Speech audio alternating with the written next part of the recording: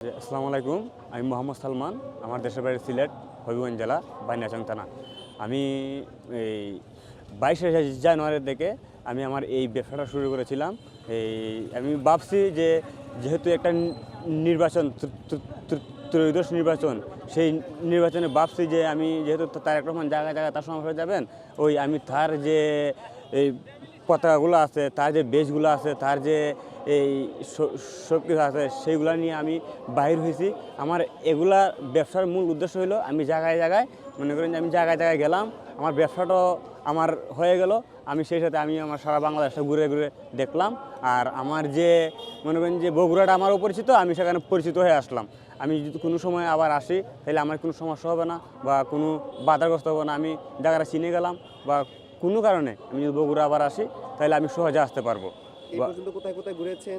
এই পর্যন্ত আমি সিলেট আলিয়া মাদ্রাসা ঘুরেছি, সিলেট মৌলভীবাজার যেখানে সমাবেশ হয়েছিল সেখানে ঘুরেছি, সিলেট হবিগঞ্জ শায়েস্তাগঞ্জ ঘুরেছি, তারপরে আমি গিয়েছি চট্টগ্রাম পলো গ্রাউন্ডে, তারপরে আমি আসছি ফেনী পাইলট উচ্চ বিদ্যালয়ে, তারপরে আমি আসছি কুমিল্লা সুয়াগাজী মাঠ প্রাঙ্গণে, তারপরে গিয়েছি আমি কুমিল্লা দাউদকান্দি মাঠ প্রাঙ্গণে। কুমিল্লা দাউদকান্দি মাঠ প্রাঙ্গণ হয়ে আমি আসছি নারায়ণপুর কাশপুরে।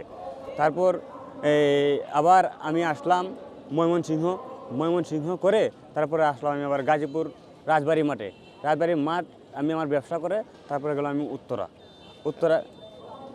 প্রোডাক্টগুলো আপনি কোথায় সংগ্রহ করেন? এইগুলো আমি ঢাকাতে সংগ্রহ করি ভাইয়া। এই কয় মাসের ব্যবসা আপনার এটা? এটা 22 তারিখ থেকে শুরু করছিলাম, 5 তারিখ পর্যন্ত ব্যবসা করবো। যদি নির্বাচনী সমাবেশ আছে সেই পর্যন্ত ব্যবসা করব।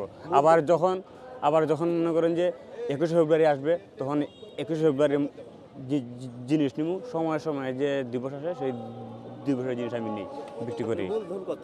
মূলধন আমার এনে আছে প্রায় 10,000 টাকা। 10,000 টাকা, জি। এই যে আপনি বিভিন্ন জায়গায় ঘোরেন, আপনার সব খরচ টরচ বাদ দিয়ে কেমন থাকে? ভাই আমার সব খরচের বাদে মনে করেন যে বোর্ডিং খরচ, তারপর যাতায়াত খরচ, খাওয়ান খরচ বাদ দিয়ে আমার মনে করেন যে 1,000-1,500 টাকা থাকে।